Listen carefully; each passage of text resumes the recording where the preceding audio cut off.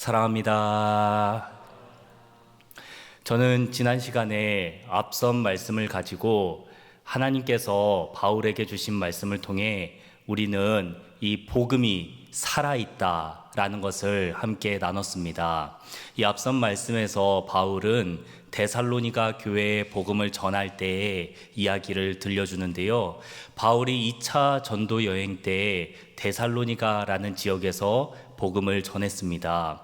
그런데 복음을 열심히 전해야겠다라고 마음을 먹고 데살로니가에서 복음을 전했는데 3주 만에 이 지역을 떠나야만 하는 상황이 벌어졌습니다.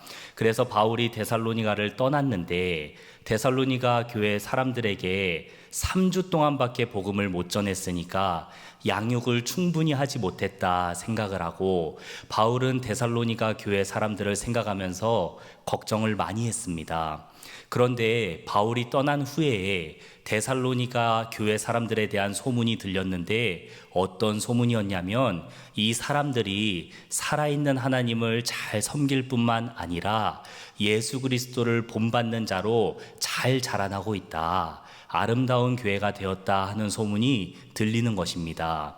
그래서 바울이 이 사실을 알고 데살로니가 교회에 편지를 썼을 때 여러분이 그렇게 잘 성장할 수 있었던 것은 제가 능력을 다해서 복음을 전했기 때문입니다 라고 얘기하지 않고요, 복음이 능력이 있었기 때문입니다 라고 얘기합니다. 그리고 여러분이 그렇게 확실한 믿음을 가질 수 있었던 것은 제가 확신을 가지고 복음을 전했기 때문입니다 라고 하지 않고 복음이 성령으로 여러분에게 임하셨고 복음 자체가 확신을 가지고 여러분에게 임했기 때문에 여러분이 그런 믿음을 가질 수 있었습니다 라고 얘기합니다. 즉 바울은 자신을 높이는 것이 아니라 자신은 3주 만에 떠났지만 살아있는 복음이 여러분을 하나님의 자녀로 삼아주셨고 살아있는 복음이 여러분에게 계속 권면해서 예수 그리스도를 본받는 자들이 되었습니다 라고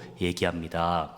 오늘 저희가 함께 말씀을 더 나누기 전에 이 사실을 우리 마음에 확신하고 말씀을 받았으면 좋겠습니다. 이 당시에 복음이 살아서 데살로니가 교회에 역사했던 것처럼 복음은, 하나님은 오늘도 살아계셔서 우리 삶에 역사하고 계신 줄 믿습니다.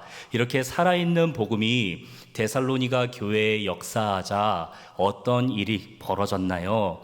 오늘 6절 말씀에 보니까 데살로니가 교회 사람들이 많은 환난 가운데 이 복음을 받았는데 성령이 주시는 기쁨으로 복음을 받았고 그래서 사도들과 예수님을 본받는 자들이 되었다라고 얘기합니다. 이 말씀을 보면 데살로니가 교회 사람들이 복음을 받아들일 때 환난 중에 복음을 받았구나 라고 생각할 수 있는데 이 말씀을 자칫 오해하면 어려운 일이 있었는데 그들이 복음을 받아들였구나 라고 생각할 수 있습니다. 그런데 그런 의미라기보다는요, 복음을 받아들임으로 인해서 어려움이 생겼다라고 이해하시는 것이 좋습니다. 왜냐하면 사도행전 17장에 보면 바울과 데살로니가 교회 사람들에 대한 얘기가 나오는데요, 바울이 복음을 힘있게 전했을 때 데살로니가에 있었던 많은 사람들이 복음을 받아들였다라는 말씀이 나옵니다. 그런데 이것을 보고 유대인들이 바울을 정말 미워하게 되었습니다. 그래서 바울을 잡으려고 애썼는데 그때 바울이 사람들 사이에 숨어서 지내게 되었습니다. 그래서 유대인들이 바울을 잡으려다 보니까 바울의 복음을 받아들인 사람, 바울을 숨겨주는 사람들도 괴롭히고 핍박하게 되었는데요, 특별히 야손이라는 사람이 바울을 숨겨주었다가 유대인들에게 끌려가서 재판에 넘겨졌다라는 이야기가 사도행전 17장에 나옵니다. 그래서 이런 내용들로 미루어 보아서 복음을 받아들였다 하는 것이 유대인들에게 직접적인 핍박을 받는 일이었다 하는 것을 알 수 있습니다. 그런데 데살로니가 교회 사람들이 이렇게 핍박을 받을 것을 알고도 핍박받을 것을 예상하고도 복음을 받아들였는데 이 복음을 받아들일 때에 고민하면서 받아들인 게 아니라 복음을 받아들일 때에 내가 이 복음을 받아들여도 되나 이렇게 의아해하면서 막연하게 받아들인 게 아니라 성령이 주시는 기쁨 가운데 복음을 받아들였다라고 얘기합니다. 그래서 바울은 이 데살로니가 교회 사람들이 여러분이 성령이 주시는 기쁨으로 복음을 받아들였다라고 설명을 하는데요. 이 데살로니가 교회 사람들이 이 복음을 받아들임으로 인해서 환난 당한 것은 이뿐만이 아니었습니다.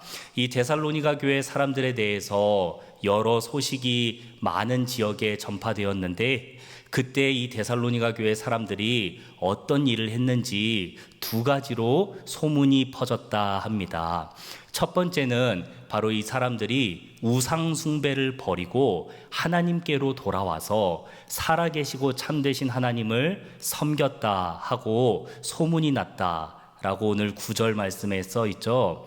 그래서 이 사람들이 우상을 버렸다라고 생각하면 됩니다. 데살로니가 교회 사람들이 우상을 버리고 하나님을 섬겼다라고 할 때 우리가 생각할 때에는 이게 뭐가 어려운 일인가?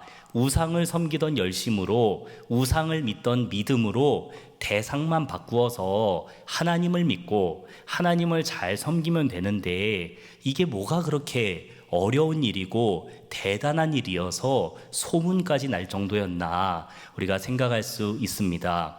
그런데 이 데살로니가라는 지역이 갖고 있는 의미를 생각해 보면 이게 정말 엄청난 결정이라는 것을 알 수 있는데요.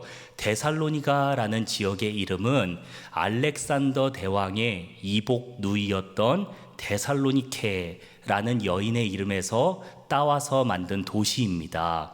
그래서 이 도시는 만들어질 때부터도 로마에게 헌정하기 위해서 로마를 위해서 만든 도시입니다. 그래서 이 도시는요 로마에게 아주 친화적이고 로마를 사랑했으며 로마적이고 로마의 황제를 우상으로 섬기는 그런 지역이었습니다. 그렇게 친로마적이고 로마의 황제를 우상으로 섬기는 사람들이 가득한 도시가 데살로니가였습니다. 그런데 그 지역에서 우리는 로마의 황제가 주가 아니고 하나님이 우리의 주인이시다 라고 고백을 했으니 이게 얼마나 용기 있는 고백인지 우리가 알 수 있습니다. 이뿐만이 아니라 바울의 고백에 보면 10절 말씀에서 또한 너희에 대한 소문이 이렇게 나 있다. 또 너희는 하나님께서 죽은 자 가운데서 살리신 그의 아들이 어떻게 강림하실지를 너희가 알고 있으며 또 장래의 노하심에서 너희를 건지실 분이 바로 예수 그리스도이심을 너희가 믿고 그 예수님을 기다리고 있다. 이 소문이 전국의 각지에 퍼져 있다라고 바울이 얘기했는데요. 우리가 이 말씀만 보면 예수님을 기다리는 것이 또한 데살로니가 사람들에게 교인들에게 당연한 일이 아니겠는가 라고 생각할 수 있는데요. 이 데살로니가라는 지역에는 황제 숭배 말고 또 하나의 우상이 있었습니다. 바로 카비루스 신화입니다. 이 카비루스 신화라는 이야기는 어떤 이야기냐면 데살로니가에 살고 있었던 카비루스 형제가 있었습니다. 그런데 그 중에서 이 카비루스라는 사람이 많은 데살로니가 사람들을 도와주고 특별히 하층민이었던 데살로니가 사람들의 권익을 도와주기 위해서 애썼던 그런 사람이었는데요. 이 사람이 어느 날 살해를 당하게 되었습니다. 그래서 카비루스가 죽었는데 이 데살로니가 지역의 사람들은 어떤 신화를 믿었냐면 카비루스가 한 번씩 신현에서 사람의 몸을 빌어서 동물의 몸을 빌어서 왕의 몸을 빌어서 데살로니가에 와서 우리를 도와준다 라는 신화를 믿었습니다.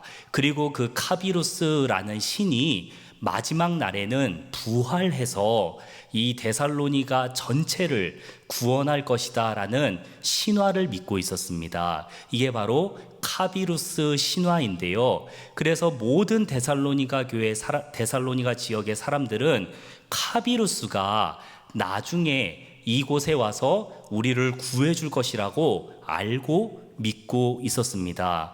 그런데 예수님을 믿고 하나님을 믿는 사람들은 카비루스를 믿는 게 아니라 누구를 믿었다고요?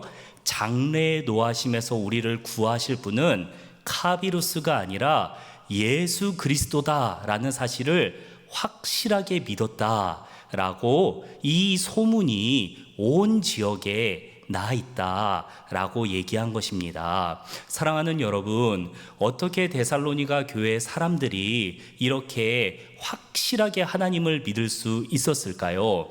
우상 숭배를 다 버리고 하나님을 믿음으로써 환난을 당할 것을 알고도 어떻게 이렇게 하나님을 믿을 수 있었습니까? 그것은 바로 데살로니가 교회 사람들이 믿었던 하나님이 살아계시고 참되신 하나님이셨기 때문인 줄 믿습니다. 우리가 이 말씀을 통해 알 수 있는 것은 데살로니가 교회 사람들이 믿었던 이 하나님은 죽은 하나님이 아니고 살아계신 하나님이라는 사실입니다. 이 하나님은 시마다 때마다 변하시는 변덕스러운 하나님이 아니라 진리이신 하나님, 참되신 하나님이라는 사실을 데살로니가 사람들은 믿었던 것입니다. 그래서 이 살아계신 하나님, 참되신 하나님을 데살로니가 교회 사람들이 확실하게 믿고 있으니까 이 사람들이 환난을 당해도 이겨낼 수 있고, 우상 숭배를 평생 하며 살아왔는데 우상 숭배가, 죄의 저주가 이들에게서 힘을 잃고 점점 약해지고 사라지게 되었다 하는 것이 바로 오늘 우리가 이 말씀을 통해 배울 수 있는 교훈입니다. 사랑하는 여러분, 지난 시간에 데살로니가전서 1장 1절에서 5절부터의 말씀에 바울은 복음이 살아계시다 라고 설명했는데, 오늘 6절에서 10절까지의 말씀에서는 살아계시고 참되신 하나님이 우리 가운데 역사하시니 우리가 환난도 이겨내고 우리 안에 역사하던 죄가 힘을 잃게 되었다, 우상 숭배가 힘을 잃게 되었다라고 얘기합니다. 오늘 우리도 동일하게 살아계신 하나님을 믿고 살아계신 복음이 우리 삶에 역사한다면 우리에게 어떤 어려움이 찾아와도 하나님께서 우리를 건져주실 것을 믿을 수 있는 줄 믿습니다. 이뿐만 아니라 우리가 하나님을 믿노라 하면 하나님께서 우리가 죄의 저주 가운데 있고 우리를 오랫동안 짓누르고 있던 죄의 문제를 다 떠나가게 해주시고, 죄의 저주가 우리를 떠나가게 해주시고 해방시켜 주실 것도 우리가 믿을 수 있습니다. 말씀을 정리하겠습니다. 오늘 우리가 함께 받은 말씀에서 바울은 살아계시고 참되신 하나님에 대해 설명했습니다. 그리고 데살로니가 교회 사람들은 죽은 하나님, 죽은 복음이 아니라 살아계신 하나님, 참된 하나님을 믿었습니다. 오늘 우리도 살아계시고 참되신 하나님을 믿는다면 그 하나님께서 우리 삶에 찾아와서 역사해 주시고 우리를 인도해 주실 것을 믿습니다. 혹시 우리 삶에 오랫동안 이어져 온 죄의 문제가 있으십니까? 내 힘으론 이겨낼 수 없는 죄의 문제가 있으십니까? 하나님께서 찾아오시면, 살아계신 복음이 우리 삶에 역사하면 오랫동안 이어졌던 우상 숭배가 끊어졌던 것처럼 죄의 저주가 우리로부터 떠나가게 될 줄 믿습니다. 살아계신 하나님이 데살로니가 교회와 함께 하셨던 것처럼 우리 일산교회와 함께하고 우리 각 개인과 오늘도 함께 해주실 것을 믿습니다.